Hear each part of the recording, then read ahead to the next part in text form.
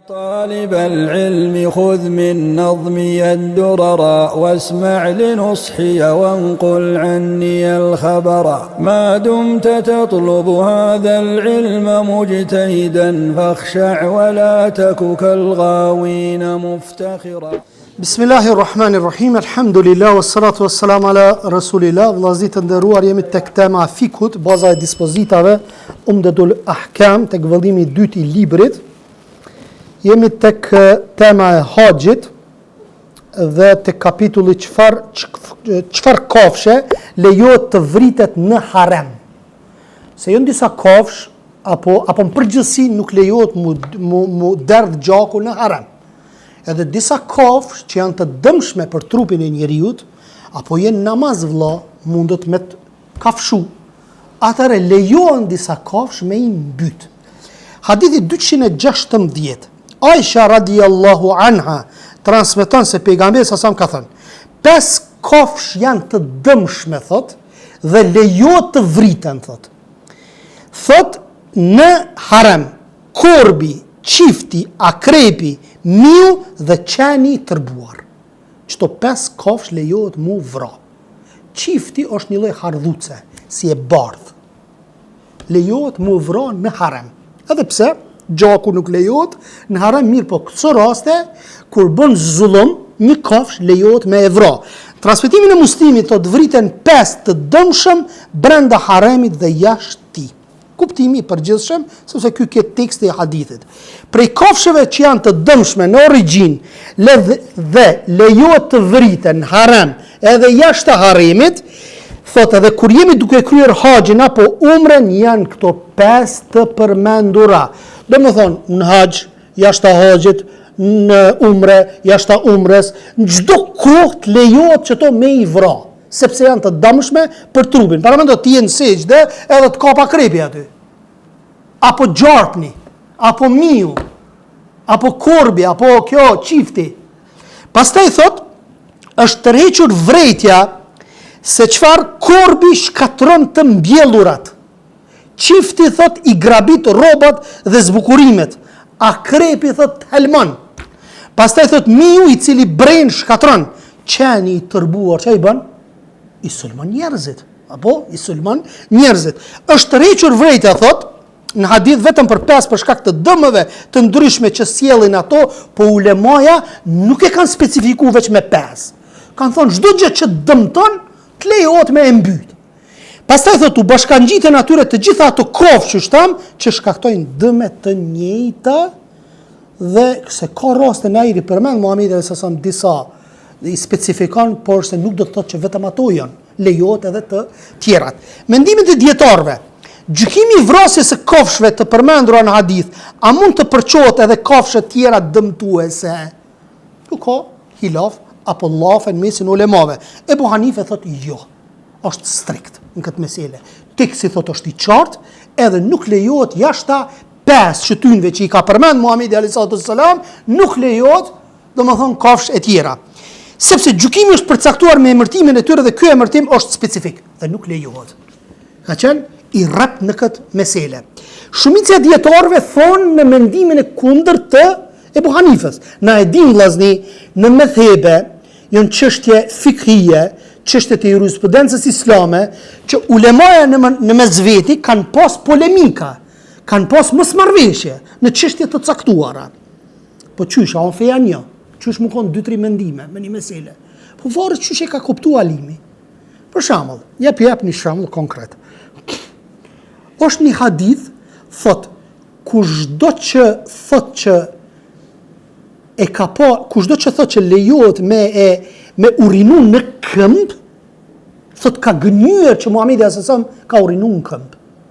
Ka gënyer, thot. Bukur.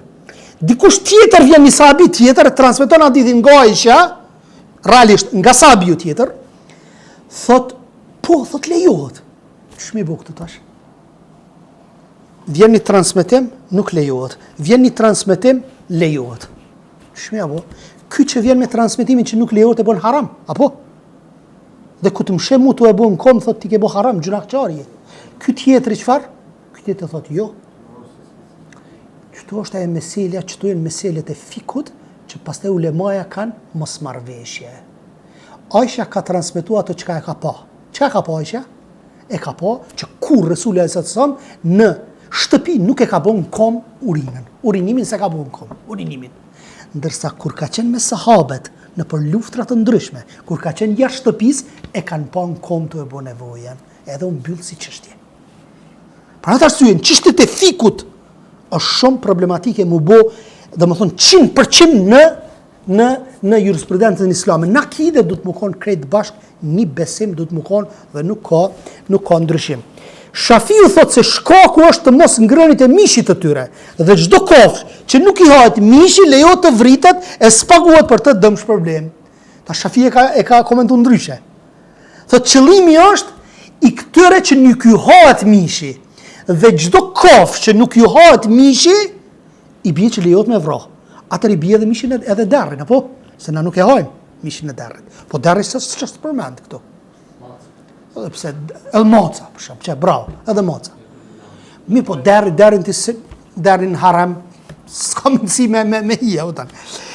Pastaj thot, dy imamët, Maliku dhe Ahmeti, thot se domethënia e hadithit është universale, përmbledh edhe ato tjerat, përderisa kafsha cilësohet si grabitçare.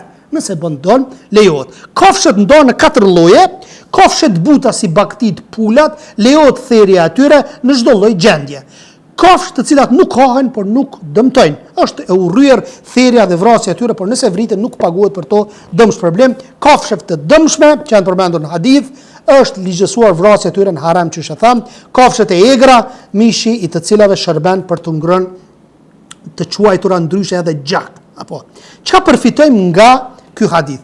Nga ky hadith përfitojmë ligjësimin e vrasjeve të disa kafshëve që bëjnë dëm. E dyta, vrasja e tyre bëhet për shkak të sjelljes së dëmit. E treta, dëmi nuk është i një lloji. Çdo gjë që dëmton njeriu, pasurinë konsiderohet i dëmshëm dhe lejohet heqja apo shmangja. Lejohet heqja apo shmangja. Bukur. Tash e kemi hyrjen në Mekke dhe shtëpinë e shenjtë. Hadithi 217. Anas ibn Malik radiallahu anhu transmeton se pejgamberi sallallahu hyri në Mekke në ditën e çlirimit. Na e kemi shpjeguar në dersin e kaluar që Muhamedi alayhi salatu wassalam u fut në Mekke. A u fut paçësisht, a u fut me luftë? Këtu ka llafe e llafe. Ka llafe që thënë ka hi me luftë. Ka llafe që thënë nuk ka hi me luftë paçësisht për shkak të disa vrasjeve nuk mund të quhet kjo luftë. E rëndësishme ka llafe për këtë mesela, apo? Bukur. Hyri në Mekke ditën e çlirimit. Në kokë mbante për krenare. Dhe thot kur e hoqi atë, i erdhi një burr dhe i tha: Ibn Qatal është kapur pas mbulesës së Çabës. Çka Ibn Qatal? Ka bë krime, edhe ka shkuar te Çabja, u kap në Çabë. E din shejtrinë e Çabës, e din që gjaku gjakderdhja në Çabës lejohet, atë çka ka dashur me bë? Ka thonë që unë po kapën aty në Çabë, po rri para Çabës, edhe nuk më vret Resuli alayhi salatu wasallam apo sahabët, që ku bë krime. Tha profeti alayhi salatu wasallam, vritën e atë. Ka bë krime ai.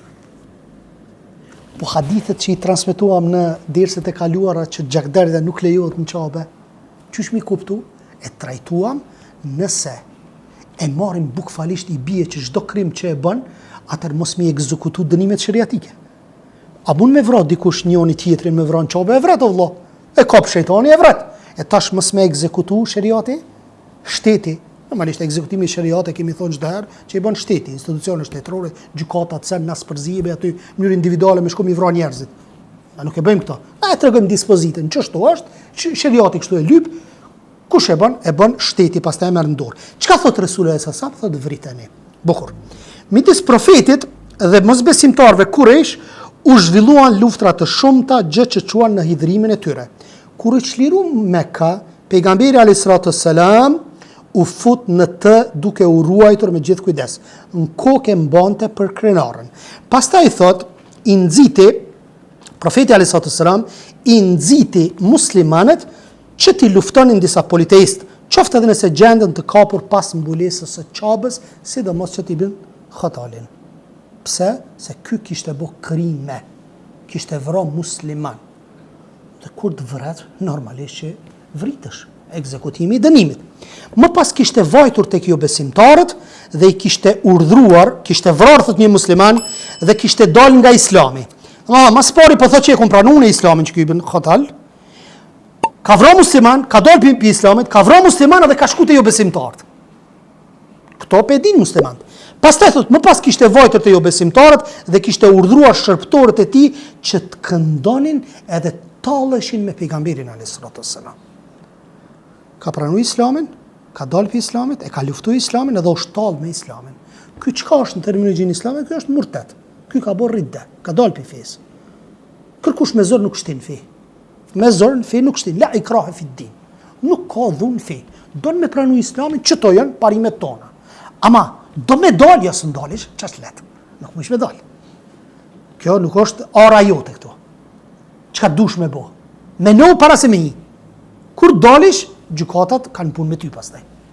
E jo mu quti, lëre që e kilon Islamin, edhe mu qu, edhe mu thonë atynve këndoni, apo talloni për pejgamberin a.s. Jënë tallë. Për ato është edhe e ka ekzekutu, do më thonë, dënimi shëriatik në bitë është ekzekutuar. Kur mbaroi lufta dhe atë ditë në Mekë u përa paqja, siguria, pejgamberi s.a.s. e hoqi për krenaren dhe disa sahab e gjetën Ibn Khatalin të kapur mbas mbulesës Qabës. E dinte që kriminal ishte. E dinte që kishte bo krime. Edhe dinte çka ka me gjetë, tha ndoshta bre ku të mshojnë ta musliman para Qabës aty ju zbutët zemra e nuk e ekzekutojnë dënimin.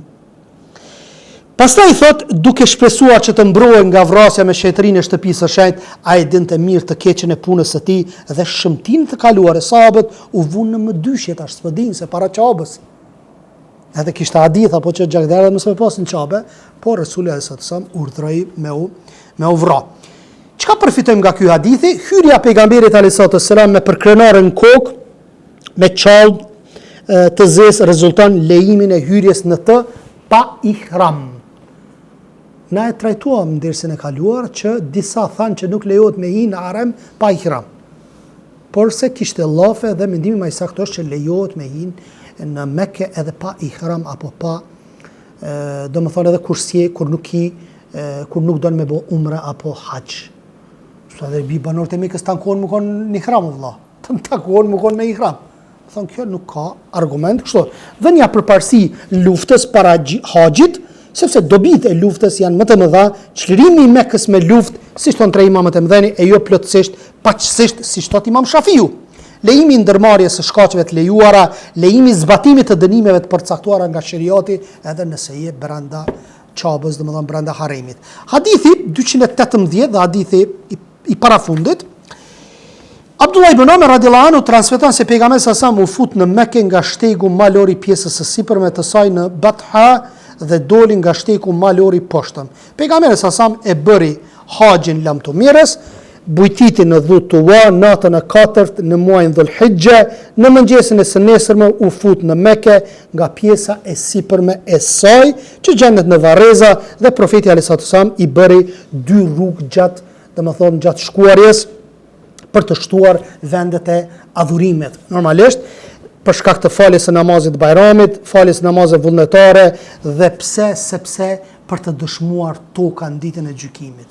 Çdo sen ka me dëshmu në botën tjetër. Nëse që aty ke fal namaz, tokës ka me dhonë Allahu Azza wa Jall, gojë dhe ka me fol. Sikur trupi që ka me fol kundër teje dhe pro teje, para mendoj njeriu e kështu trupin e vet thotë, çu po fol ti kundër vetvetes?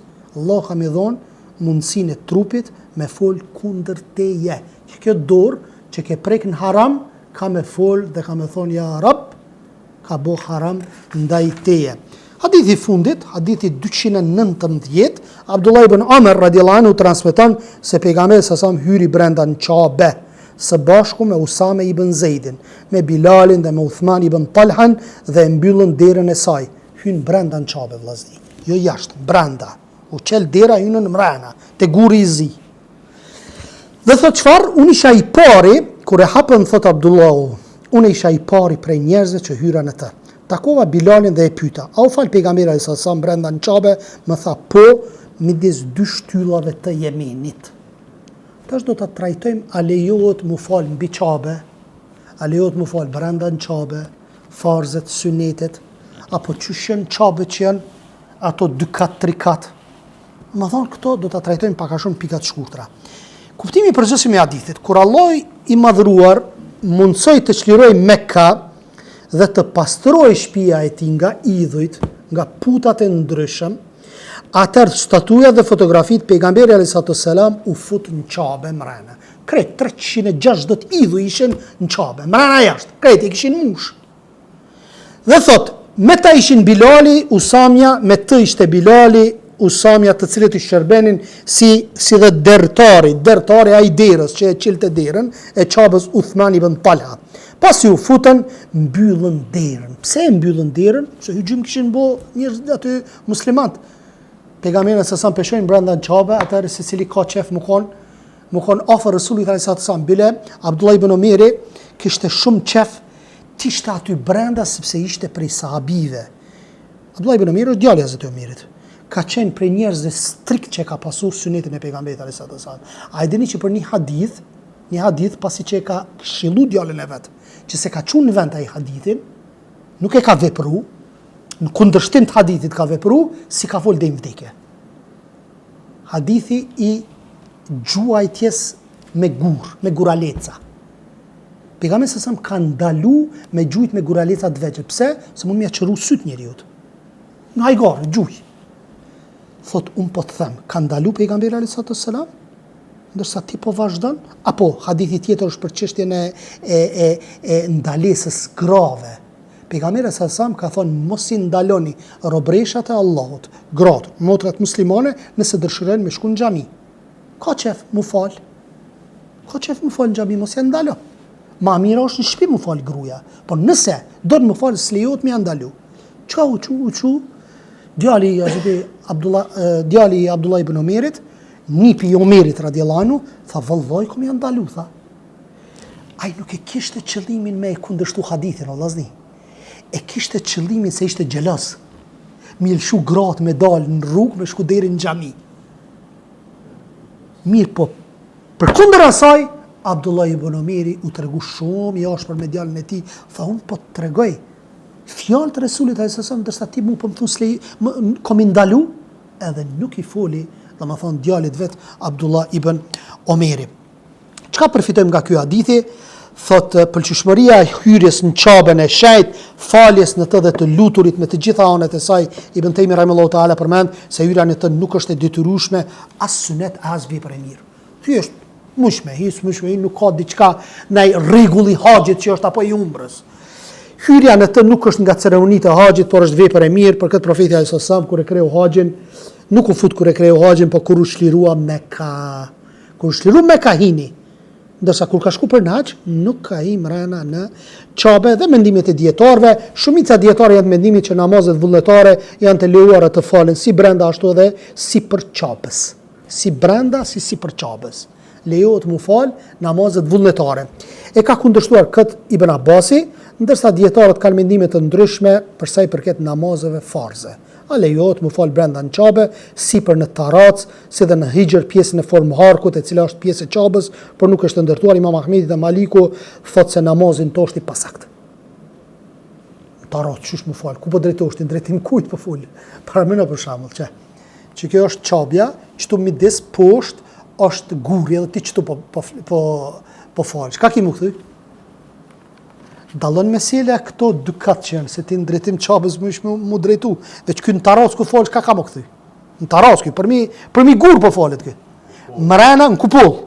Ndërsa poshtë apet e ka një farë dere, se i ki gurin edhe falesh drejtim, veç ky në Tarac i ka bo me mendu disa prej dietarëve me thonë, prej tyre dhe me thonë Imam Ahmedi dhe Maliku thotë namazin to është i pasakt. Është i pasakt, duke argumentuar fjalën e Allah dhe kushdo që gjendeni ktheheni fytyrat tuaja ka ana e saj, po thot Allah në Kur'an. E ka mu kthyti, hajt kallëzom ti, ku ty bish për me. Pastaj thot ama përse i përket namazeve vullnetare mund të bëhen thot lëshime, transmetohet nga Ibn Omeri se pejgamberi sallallahu ka ndaluar falje në 7 vende. Vendin që grumbullohen plerat, nuk lejohet më fal. Thot therture, varreza në mes të rrugës, në banjo, në stallat e deveve dhe në terrasën e shtëpisë së Allahut. Hadithi. Edhe në terrasën e shtëpisë së Allahut në Qabe në tarac, për mi nuk lejo. Dy imamet Ebu Hanife dhe Shafiu thotë se namazi farz brenda në qabe dhe në taracën e saj është i sakt, këta thëjnë. Sikurse përmëna, mendimet kundërta. Alamet djetar, po themi në meselet e fikut është i gjonë fiku, shumë. Thot, që kryet në namazet vullnetare vlen të kryet në namazet farz, disa kanë thonë, zbën dallime midis këtyre, hadithi Ibn Omerit nëse do të ishte i sakt, si për farzin ashtu edhe për namazet vullnetare, por vetë Tirmidhiu ka konsideruar të dopt këtë hadith dhe thot pejgamberi sa më është bërë mua toka xhami dhe e pastër dhe çabja madhnushme është toka më e pastër deri në takimin e radhës me tavafin. Musjell domethënë në çabe subhanak Allahumma bihamdik ashhadu an la ilaha illa ant astaghfiruka wa atubu ilaik. Allahu ju shpërblet.